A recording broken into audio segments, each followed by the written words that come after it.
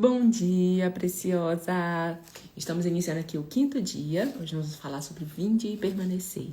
Um convite de Jesus para cada uma de nós, né?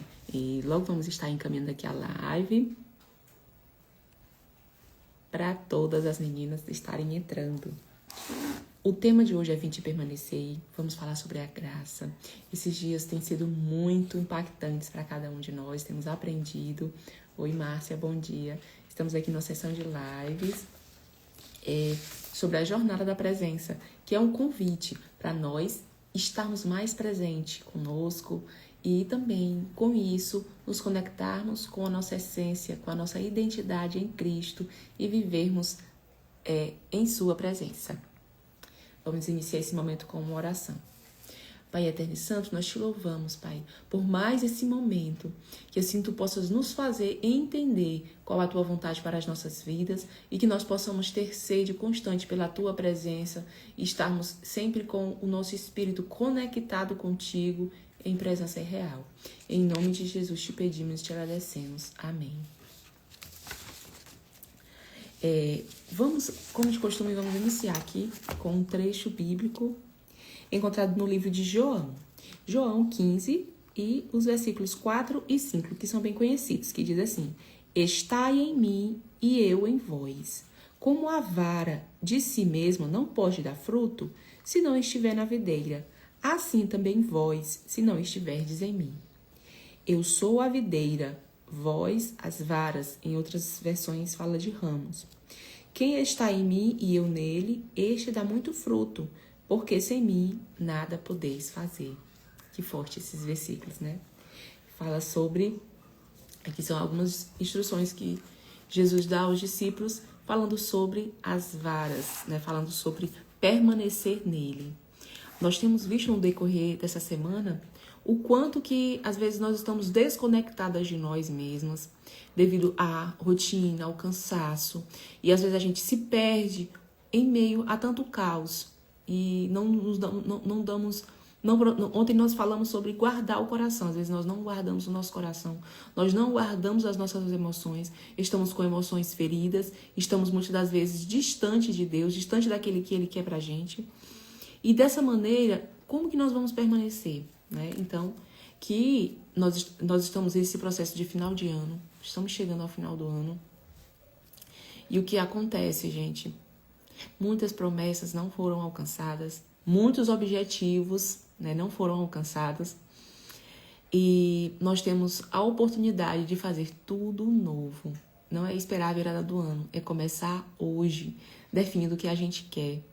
E a melhor forma de começar bem a nossa vida é colocando Deus no centro de tudo.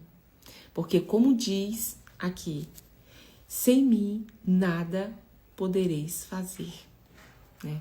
Então, não adianta a gente querer fazer qualquer coisa. Sem Deus, a gente não pode fazer nada. Nós precisamos ter essa consciência constante de que nós precisamos dele para tudo. E, às vezes, parece difícil a gente permanecer, né? Mas esse é o segredo. O importante não é fazermos grandes feitos, não é fazermos grandes eventos, fazer coisas grandes.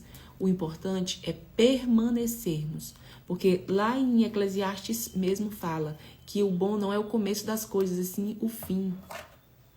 Muitas pessoas começam bem, começam fazendo muito, começam com destaque, mas não terminam bem. Às vezes a gente está parado olhando muito para quem faz muito e diz, não vou fazer nada porque eu não faço igual ela faz. Mas o pouco que a gente faz com constância, isso agrada ao Senhor. E cada um de nós somos únicos, cada um de nós precisamos fazer aquilo que o Senhor tem proposto em nossos corações. E assim, o segredo, né? O ramo, aqui eu coloquei isso aqui para nós analisarmos. O ramo dele não se esforça. Se você for analisar como é que é uma planta, o ramo ele precisa se esforçar para se desenvolver, para crescer? Não, ele não precisa fazer isso. O segredo é só ele permanecer conectado. Na medida que o ramo está conectado ali, ele vai crescer, ele vai se desenvolver. E o fruto vai ser apenas uma consequência. Então, às vezes, a gente quer imediatamente resultado, a gente quer fruto imediato. Mas o segredo de conseguir é permanecer, é ter constância. Esse é o grande segredo, que nós não podemos jamais abrir mão. Então, a nossa meta não é fruto. A nossa meta não é fruto. A minha meta aqui não é alcançar muitas pessoas. A minha meta aqui é ter constância. A meta aqui é fazer com que essa mensagem chegue em mais pessoas e cumprir aquilo que o Senhor tem colocado em meu coração.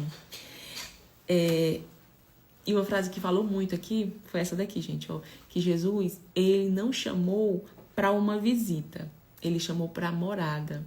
Ele não nos chamou para que nós façamos uma visita a ele ocasionalmente. Quando a gente está passando por um problema, a gente vai lá, não, eu estou passando por essa dificuldade, então eu preciso visitar Jesus. Não. Ele nos convidou para que nós venhamos ser morada, para ele morar nas nossas vidas, para nós estarmos constantemente na presença dele. Amém? Então, não adianta falar de cura e presença se você não consegue sustentar isso na sua rotina. Nós precisamos ter na nossa rotina esse momento. E por que nós perdemos muitas das vezes a constância? Eu começo, né? Esse é o momento que a gente precisa analisar muito, porque estamos praticamente iniciando um novo ano.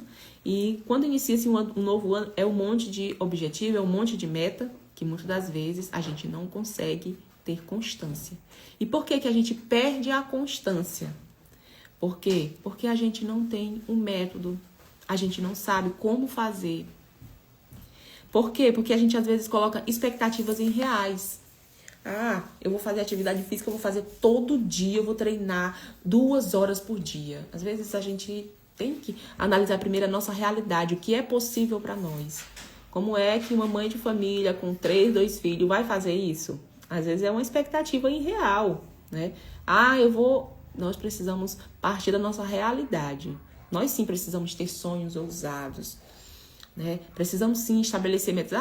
Não, aquilo que a gente sentir no nosso coração e estiver de acordo com a vontade de Deus, a gente precisa sim colocar como alvo e crer nisso. Mas nós não podemos estabelecer metas irreais que depois venham nos trazer esse peso de culpa por não alcançarmos. Um peso de inadequação, algo que venha cobrar e venha sugar a nossa energia, nos jogando para baixo, né?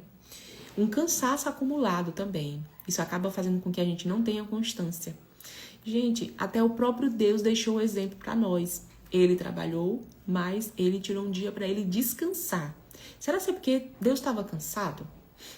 Acredito que não. É óbvio que Deus não estava cansado. Ele queria deixar o exemplo que nós precisamos descansar, né? Nós precisamos descansar, certo? Então, o sábado foi isso. Precisamos descansar porque nós temos um corpo físico. Esse corpo, ele cansa, certo? Então, muitas das vezes a gente não consegue ser constante em algo porque nós estamos esgotados fisicamente e não conseguimos dar sequência. Então, precisamos tirar esse momento para a gente ter esse descanso.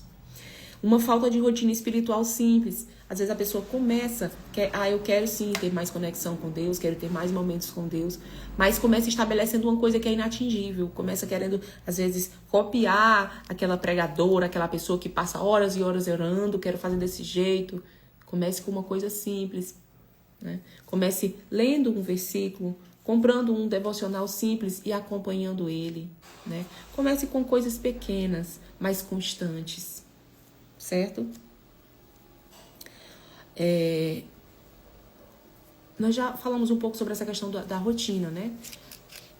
E é interessante, é necessário, certo? E uma outra coisa que faz com que a gente perda a nossa constância é uma confusão mental. Às vezes a gente não sabe o que quer fazer, não sabe onde chegar, não tem estabelecido quais são as prioridades, né? Ontem, na nossa mentoria, né, sobre a experiência do lar, nós estávamos falando sobre isso. A importância de nós termos estabelecido quais são as nossas prioridades. O que é importante para mim? A coisa mais importante para mim é Deus. Então, eu tenho que ter tempo com Deus. Isso é inegociável. Isso faz parte do que é inegociável. Depois vem a minha família. Assim, você vai estabelecer as suas prioridades. Quando você tem isso bem claro, quando chegar alguém, fulana, Você pode fazer isso para mim? Aí você vai avaliar. Não, peraí. Minhas prioridades estão todas cumpridas? Consegui ter tempo para fazer tudo isso? Consegui. Não, sim, eu posso sim te ajudar, né? Mas quando a gente está naquela confusão mental, que não sabe o que é mais importante, não sabe, não tem agenda, não tem rotina, a gente fica naquela confusão mental. Fulano, você pode me ajudar? Ah, posso sim. O que você quer? Aí você diz sim para outra pessoa, diz não para si, e aí vai virando aquela bola de neve e você não consegue chegar onde você desejaria chegar. Por quê? Porque quem não sabe aonde quer ir, qualquer caminho vai servir para essa pessoa, né? Então, que nós possamos, assim, ter consciência disso. Precisamos ter constância e, para ter constância, nós precisamos lembrar que a falta de método, as expectativas irreais, o cansaço acumulado, a falta de rotina espiritual, a confusão mental, isso são inimigas da constância, né? Certo. E como é que nós fazemos para nós podermos ter constância? A gente já sabe o que prejudica a nossa constância. Agora, para ter constância, o que a gente vai fazer? Uma dica simples é, pela manhã, você ativar o seu espírito. Né? Estamos falando aqui sobre a presença, né? Aqui a nossa jornada é a jornada da presença. Então, a primeira coisa é você ativar o seu espírito. Logo pela manhã, você se conectar com Deus. Você fala com Ele do seu jeitinho, né? Não é, o segredo não é uma oração com palavras bonitas, com palavras bem elaboradas, mas o segredo é a sinceridade do coração. É um coração humilde, é um coração sincero diante de Deus, certo? E aí você vai tirar um momento para engrandecer o nome dele, para louvar, para adorar o nome dele, e depois também o silêncio para ouvir o que Deus tem para falar com você. Então, você ativa o espírito pela manhã. Se for possível, é sempre interessante, né? Existem vários métodos, né, para você organizar a sua vida. Existem pessoas que planejam a semana, né? Eu já passei por um tempo fazendo isso, ainda tento fazer, mas para mim não funciona tão bem assim como eu gostaria, né? Você planejar a semana. No domingo você pega, coloca ali... Primeiro, no começo do mês você já faz o planejamento. Esse mês eu quero o que tanto? Você faz o planejamento do mês. E todos os dias, no início da semana, né, no domingo ou segunda-feira, o dia que você escolher, você pega o planejamento do mês, as metas do mês, né? E aí você vai ali pra semana. Essa semana o que eu vou fazer? Você vai colocando ali... E aí, depois que você já tem todas as coisas que você quer fazer durante aquela semana, você vai pegar a sua agenda e vai estar colocando ali na agenda. Segunda-feira, segunda-feira eu vou fazer isso, isso, isso, né? Terça-feira eu vou fazer isso, esse aqui, esse aqui eu vou fazer. E lembrando que existe a diferença entre tarefa e compromisso, né? O compromisso é algo que você tem que estar ali presente e tal. A tarefa é uma coisa que você pode fazer ali rapidinho, não vai demandar muito o seu tempo, né? Então, assim, esse é o método de você estar organizando. Faz a organização semanal. Existem pessoas que não funcionam muito isso. Existem pessoas que preferem programar o dia seguinte. Hoje à noite eu vou pegar e vou colocar ali a lista de tarefas para amanhã, né? Amanhã eu vou fazer isso, isso, isso, isso e tal. E aí deixa programado ali o dia seguinte, né? E funciona para algumas pessoas isso. Já um especialista, não sei se vocês conhecem o nome dele, meu Deus. Não tô lembrando, que é o autor do livro Tríade do Tempo, né? Que ele é especialista em gestão do tempo. E ele disse que o ideal é você programar 3 dias. Você não pode programar a semana toda, porque quando chega o final da semana você não consegue cumprir tudo, né? Então, assim, existem vários métodos. O importante é a gente encontrar aquilo que funciona pra gente.